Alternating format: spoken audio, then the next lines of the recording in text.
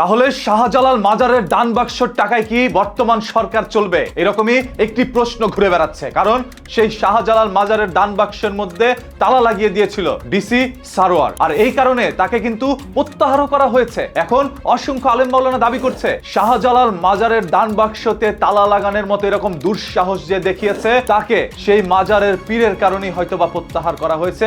সেই পীরের বরদোয়া পড়েছে সেই ডিসির উপরে, এতে করে তার চাকরি হারাতে হয়েছে এবং সামনে আরো কিছু হারাতে হতে পারে। একটু হুজুরের মুখ থেকেই শুনেন। সিলেটের শাহজালাল মাজারের ডেক্সির মধ্যে সিল মেরে দিয়েছিল ডিসি সাহেব। কি বলেছিলেন? এখন আর মাজারের সিল গালা এভাবে চলবে না, সরকারি ভাবে দান বক্স দেওয়া হয়েছে। শাহজালাল রহমতুল্লাহর সাথে গাদ্দারি করেছে আর আজকে প্রত্যাহার হয়ে সিলেট থেকে তাকে বিতাড়িত করা হয়েছে। হুজুরের কথা হয়তোবা আপনারা বুঝতে পেরেছেন কি বোঝানোর চেষ্টা করেছে, যে শাহজালাল মাজারের উপরে কেউ যদি কুনজরে তাকায় তাহলে তার কি ক্ষতি হতে পারে। আর সেই দান বাক্সের মধ্যে বাংলাদেশের লক্ষ কোটি মানুষ আবেগ থেকে দান করেছে, যেই টাকা সরকার এখন নিয়ে যাওয়ার একটি নতুন পরিকল্পনা করছে। সরকার বলছে এখন থেকে সেই মাজারের মধ্যে সরকারি দান বাক্স বসানো হবে, সেই টাকা সরকার নিয়ে যাবে। সরকার নিয়ে হয়তোবা গরিব দুঃখী মানুষ বা দেশের উন্নয়নের কাজে ব্যয় করতেও পারে, এই জন্য হয়তোবা সরকার তাদের নিজস্ব দান বাক্স সেই মাজারে দিতে চাচ্ছে। অন্যদিকে মাজার কর্তৃপক্ষ বলছে তাদের নিজস্ব দান বাক্সই থাকবে, যেটা এতদিন পর্যন্ত ছিল। হ্যাঁ, এত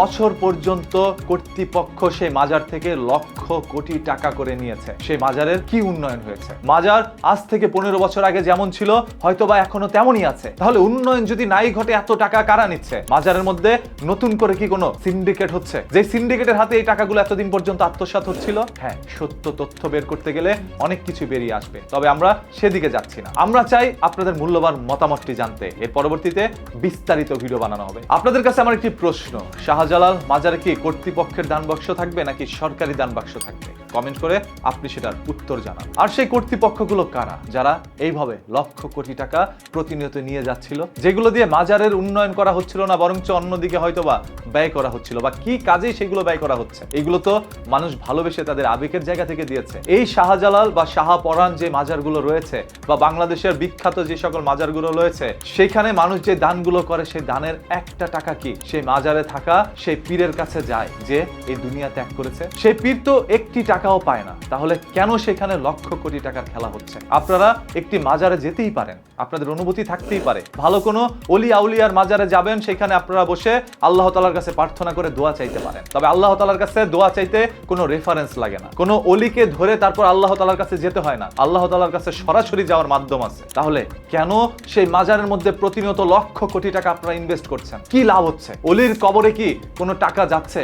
বা সেই টাকা পেয়ে আজরাইল কি একটু আযাব কমিয়ে দিচ্ছে? কোনো কিছুই দিচ্ছে না। তাহলে আপনারা আপনাদের কষ্টের উপার্জিত টাকা কেন দান বাক্সের মধ্যে ফেলছেন, যেই টাকা দিয়ে মাজারের কোনো উন্নয়ন হচ্ছে না? যেখানে মাজার সম্পূর্ণ হারাম আমাদের ধর্মে, সেখানে আপনারা এটাকে জায়েজ করে নিয়েছেন। এখন আবার বলবেন মাজারের বিপক্ষে চলে যাচ্ছি, তবে কথা টানতে গেলে বিপক্ষেই দাঁড়ায়। তারপর সর্বশেষ যেহেতু দান বাক্স নিয়ে কথা উঠেছে, দান বাক্সের মধ্যে তালা লাগানোর কারণে একজন ডিসি তার চাকরি হারিয়েছে। এখন আমি আবার সেই দান বাক্স বা মাজারের বিপক্ষে কথা বলতে গিয়ে আমি আমার সাবস্ক্রাইবারদের হারাতে চাই না, কারণ আমাকে যারা ফলো করেন আমি চাই তারা সত্যটা জানেন, নিজের মস্তিষ্ক দিয়ে সত্য জানার চেষ্টা করেন। আপনার কাছে কি মনে হচ্ছে, এই দান বাক্স সরকারি করা কি উত্তম, নাকি আগে যেমন ছিল তেমনই ভালো ছিল? আর বাংলাদেশের এখন অসংখ্য মাজারের মধ্যে যেভাবে গঞ্জিকা সেবন করা হয়, নারীদেরকে নিয়ে আনন্দ ফুর্তি করা হয় বা মনোরঞ্জন করা হয়, সেই সকল মাজারের বিপক্ষে আমরা সব সময় কথা বলবো। সেই মাজারের কারণেই আজ ভালো ভালো মাজারের বদনাম হচ্ছে। সব মাজার কিন্তু এক না, তবে যারা এক না তাদের বিপক্ষে আপনার দাঁড়াতে হবে।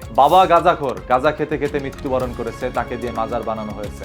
সন্তান গাঁজাখোর, সেই সন্তান মৃত্যুবরণ করেছে, তাকে দিয়ে মাজার বানানো হয়েছে। তার পরবর্তী সন্তান যে আসছে পেট থেকে গাঁজা সেবন করে আসছে, এদের মাজারে গিয়ে আপনি আর কি পাবেন? আল্লাহকে হারাবেন, পীরকে পাবেন না।